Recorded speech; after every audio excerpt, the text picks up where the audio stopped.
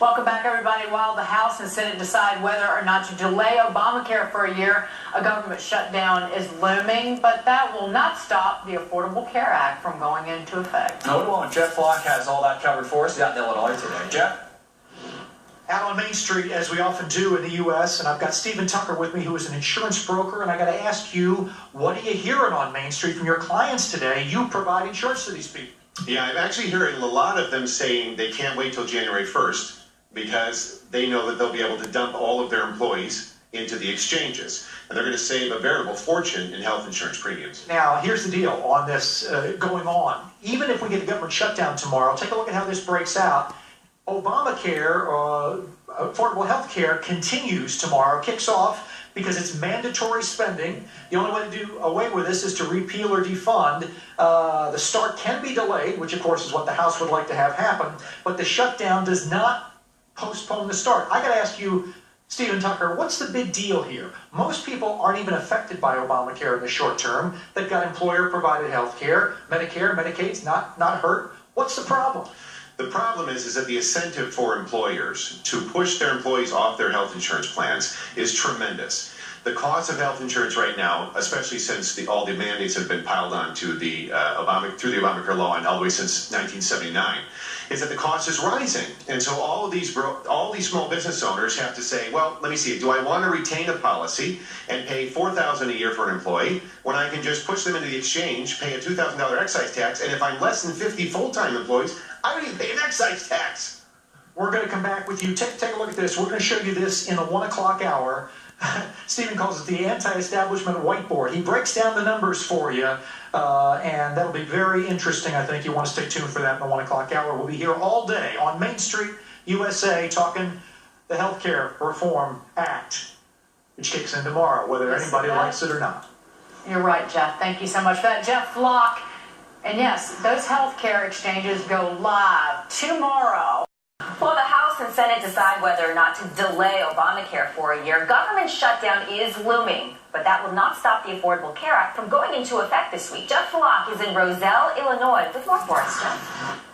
Taking the pulse out here, talking to an insurance broker, Stephen Tucker, who says the big concern is money. Take a look at what President Obama said just last week at the Clinton Global Initiative about the cost of this. He said when people look and see if they can get high quality and affordable health care for less than their cell phone bill, they're going to sign up.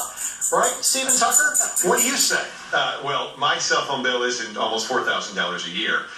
This is what Barack Obama is doing in order to hide the massive cost of Obamacare-approved health insurance.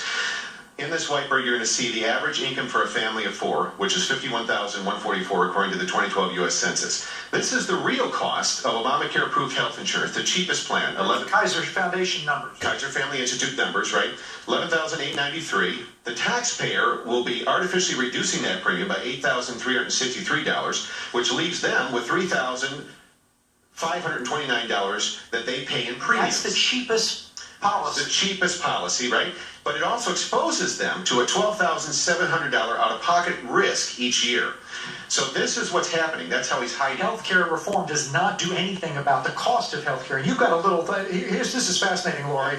Take a look at this. These are the mandates on this sheet here. List of the mandates. What? 1,260 federal, state-imposed health insurance mandates. It sounds like a lot, but I'm a visual guy, as you can see. So here's what they look like rolled out.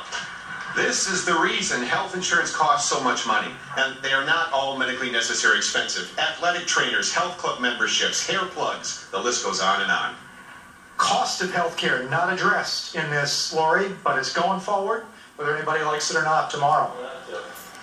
That's the truth. Jeff Flock, thank you. Story. We're going to head out to Jeff Flock in Roselle, Illinois. He's been with an insurance broker all day who's been helping businesses adapt to this upcoming reform requirements. Jeff, what's going on?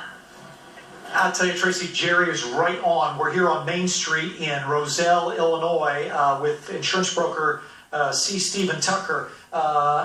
You and I, you deal with these businesses that are trying to get insurance. Yep. I want to put the quote up from President Obama, who said, if you like your insurance that you've got right now, don't worry about it. Most people have good insurance now. They won't take it away.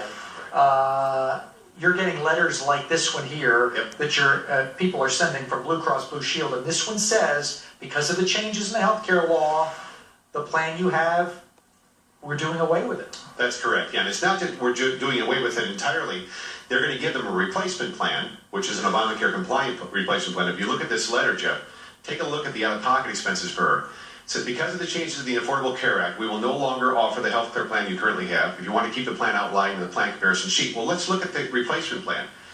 This particular client had a Blue Essential HSA with a $1,500 deductible. Total out-of-pocket expense is $3,000. The new plan, because it has to comply with the bronze plan design in the exchange, $12,700. Huge out-of-pocket exposure now didn't have. As a result of this, in Obamacare, how many businesses have gone out? We've only got the top 4 up there, but how many? 13 health insurance carriers have now gone out of business. They pulled out of the individual and family major medical markets, so they no longer offer products to people in the individual and family major medical markets. And these are the plans and the carriers that have the good prices, right? We have now created an insurance monopoly. We have 5 or 6 big carriers left, and that's it. And in 90 days, you're going to become heavily taxpayer-subsidized utilities. That's what's coming.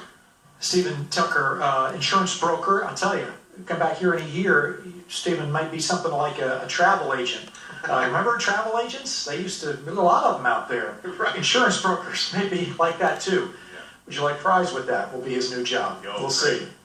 Jeff Black, and I have to tell you, I just used a travel agent on our recent trip, so maybe not a we thing. did too, and it was good. Okay. Yes. Stephen's a good one. He may keep his job. Yes. But See that? if you're You not need good, someone to help you navigate it all. I don't know.